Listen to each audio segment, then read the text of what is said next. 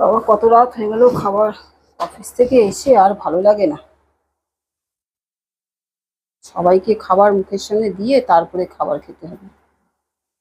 আমারও কপাল হয়েছে।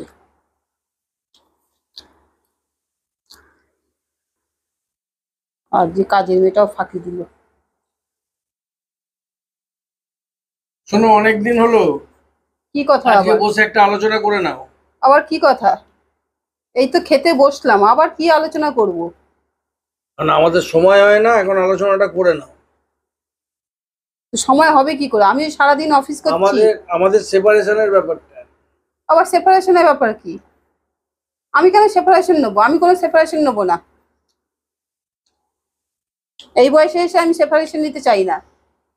না, মা বারবার বলছে তোমার মা তো যা বারে বারে বলবেই। যা ডিসিশন নেবে তাড়াতাড়ি নিয়ে নাও, আর বেশি দিন করে লাভ নেই।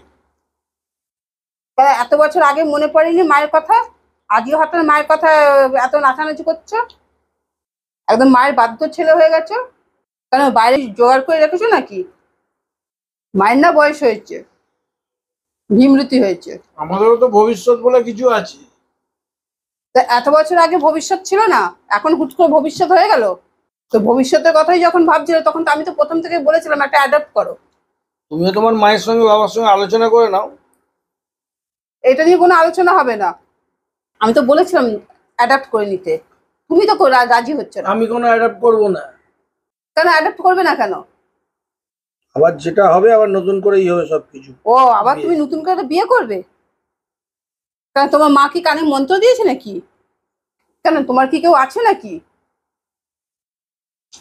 আরে আগে তো তুমি আমার ঘাট থেকে নাবো। না আমি তোমার ঘাট থেকে কেন নামবোটা কেন? আগে তুমি বলো, তোমার কি কেউ আছে? তুমি ঘাট থেকে না নামলে আর থাকবে কি না থাকবে তুমি জানবে কি? নিশ্চয়ই আছে। ও সেটাই বলো। সেই জন্য তুমি এই একটা বাহানা ছুতো খুঁজছো।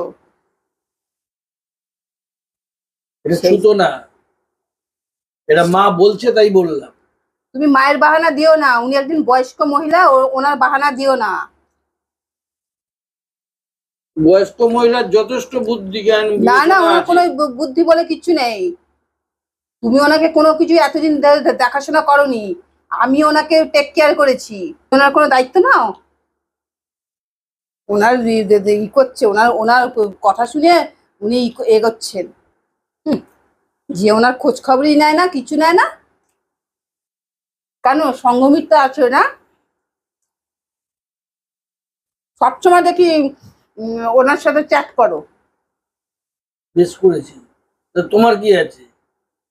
সেটা আমি মুখ ফুটে বললেই তো হলো। আমি কি করব না করব সেটাও তোমাকে বলতে হবে। কেন করবে না?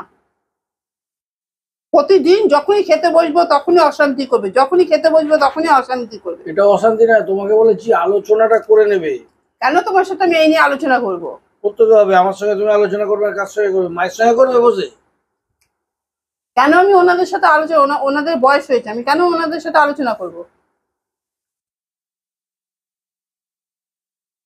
তুমি আমার সঙ্গে করবে না, তুমি মায়ের সঙ্গে করবে না, তাহলে করবেটা কার সঙ্গে?